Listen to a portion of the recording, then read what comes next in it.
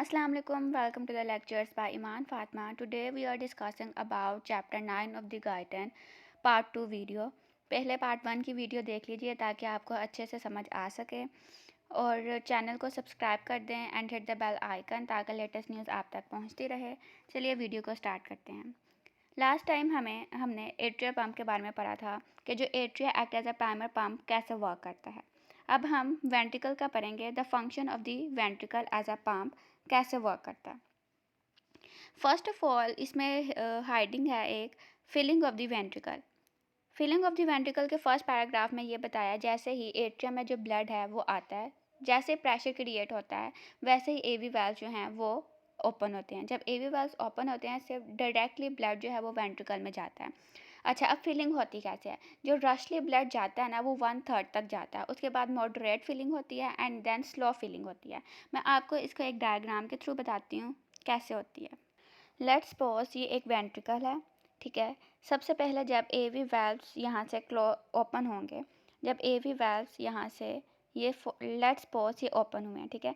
जो ब्लड आएगा ना वो लास्ट थर्ड मतलब के लास्ट 1/3 में जो है वो रशली ब्लड आएगा, ठीक है। यहाँ पे फिलिंग जो है वो रशली होगी, यहाँ पे रैपिड फिलिंग होगी, ठीक है। इसको हम लिख देते हैं rapid filling.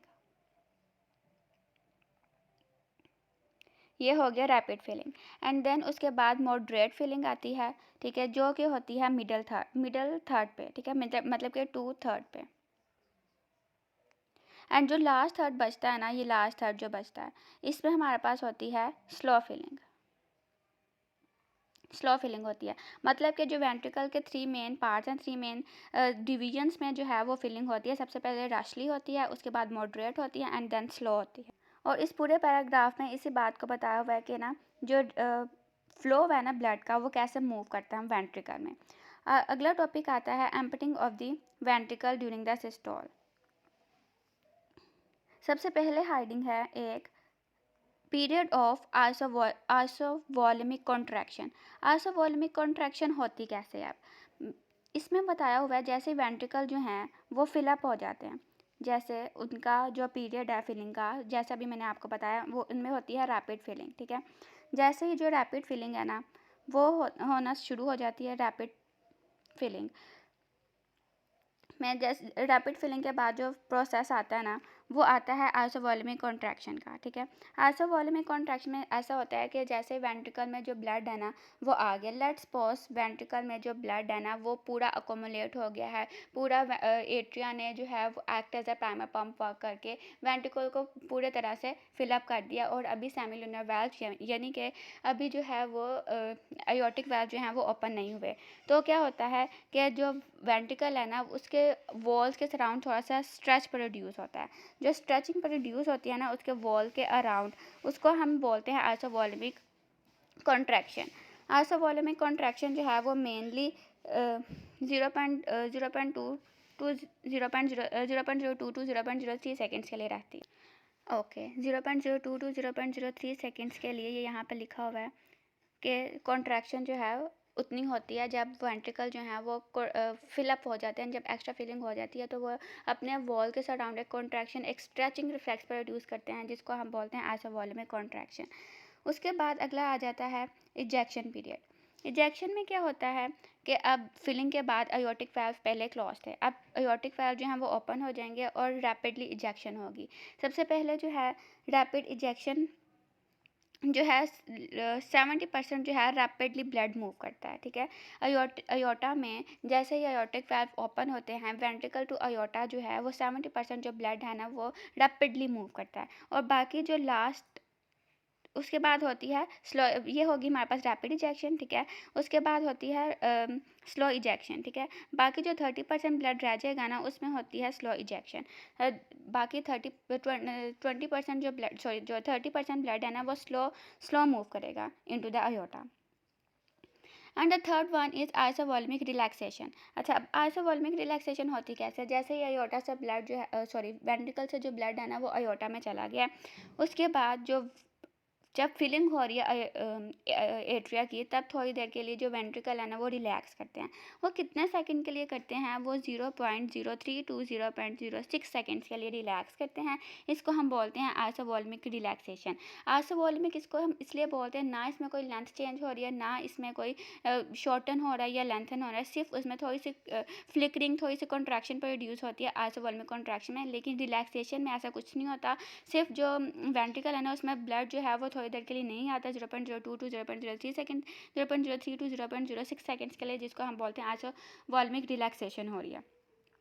And the next one is and diastolic volume. And diastolic volume वो होता है जो टोटल वॉल्यूम होता है, यहाँ पे लिख देती हूँ मैं, टोटल वॉल्यूम जो होता है वेंट्रिकल के अंदर जो टोटल वॉल्यूम होता है ना वो होता है एंड डायसिस्टोलिक वॉल्यूम। यूजुअली वो होता है 110।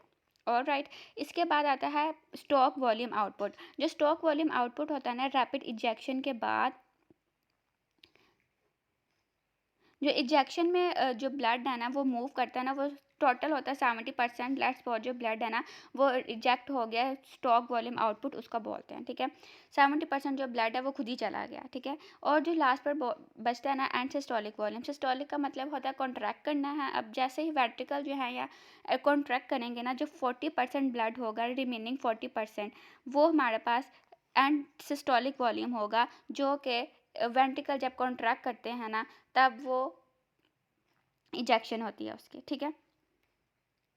And the next one is isovolumic and the next one is function of the valves, ठीक है। वेल्व्स जो हैं वो दो किस्म के होते हैं। एक होते हैं हमारे पास आयोटिक वेल्व्स के होते हैं, ठीक है, और एक होते हैं हमारे पास सेमील्यूनर वेल्व्स। सेमील्यूनर वेल्व्स भी उसकी को बोलते हैं। एक होते हैं हमारे पास एवी वेल्व्स कौन से होते हैं, और एक होते हैं हमारे पास आयोटिक वेल्व या पल्मोनरी वेल्व या फिर सेमील्यूनर वेल्व्स के होते हैं, ठीक है। इसमें मेन डिफरेंस आता क्या है? जो आयोटिक जो एवी वेल्व्स होते हैं ना वो थोड़े से वीक होते हैं, ठीक है, as compare to pulmonary valve या फिर आयोटिक वेल्व। जो एवी वेल्व है वो थोड़े से वीक होते हैं, इसमें कोई भी किस्म की साउंड प्रोड्यूस नहीं होती है, ठीक है।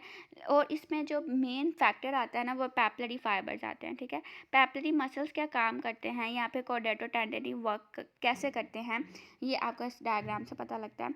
मतलब कि ये लेट्स सपोज ये एक हमारे पास है एवी वाल्व, ठीक है, ये ये है हमारे पास एट्रियम और नीचे है इसके एवी वाल्व। और राइट, इसमें होता क्या है कि जो एवी वाल्व के नीचे हैं पैपिलरी फाइबर्स, ठीक है, पैपिलरी मसल्स हैं ये, ठीक है, जो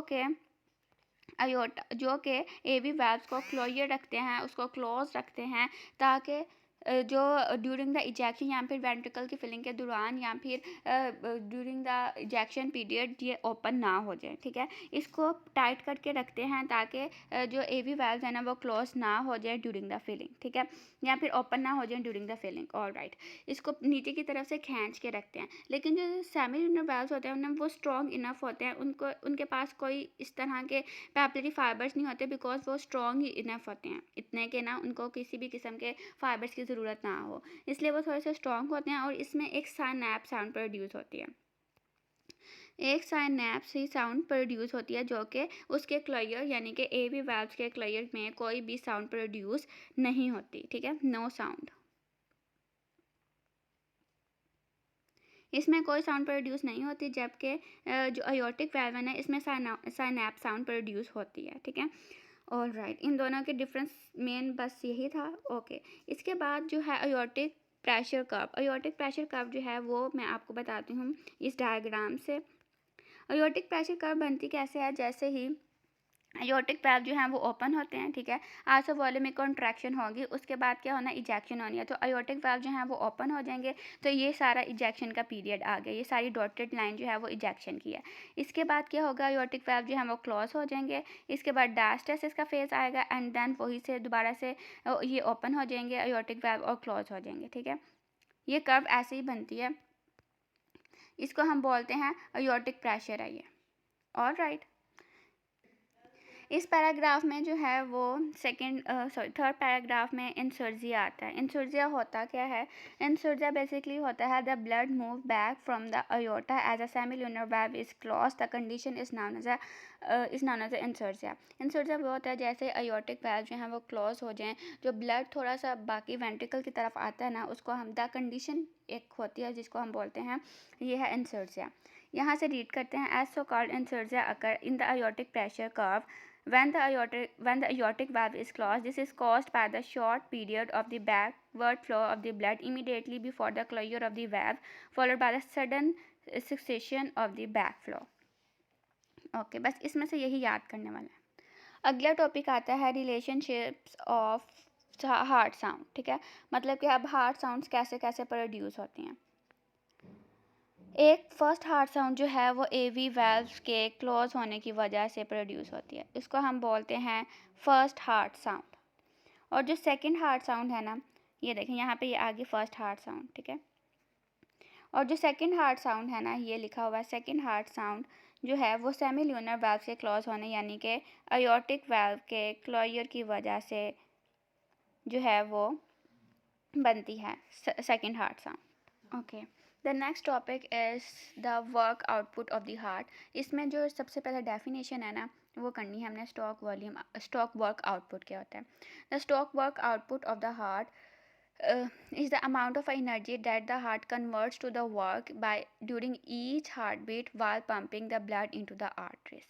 मतलब कि स्टॉक वर्क आउटपुट वो होता है या वो एनर्जी होती है जो कि हार्ट को कन्वर्ट कर देती है into the work.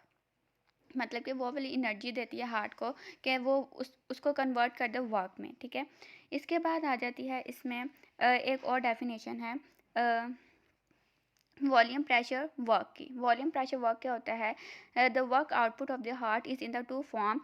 First by the major proportion is used to move the blood from the low pressure veins to the high pressure। मतलब कि लो प्रेशर से हाई प्रेशर में जाना, हाई प्रेशर आर्टरीज में, मतलब कि लो प्रेशर वेन से high pressure arteries में जाना। This is called a volume pressure curve और एक्सटर्नल वर्क। ओके, इस पैराग्राफ में बस यही सारा कुछ बताया हुआ है। एंड अगर हम नेक्स्ट में देखें ना, लास्ट वाले पैराग्राफ की 2-3 लाइन्स रीड करने वाली हैं। और राइट, इसमें लिखा हुआ है during the abnormal condition such as the aortic valve stenosis, sorry यहाँ से मिट गया, aortic valve stenosis, in which the blood flow with the great velocity through the stenosed valve, more than 50% of the total work output may be required to create a kinetic energy of the blood flow। इसका मतलब ये है कि जैसे कोई abnormality आ जाती है या फिर abnormal condition हो जाती है, aortic valve जो है वो stenosed हो गए हैं, वो बंद हो गए हैं प्रॉपर तरीके से, तो उसमें जो हार्ट को है ना वो 50% वर्क जो है वो ज़्यादा करना पड़ता है as compare to the normal. ठीक है, ताकि जो हार्ट है वो प्रॉपर तरीके से वर्क कर सके।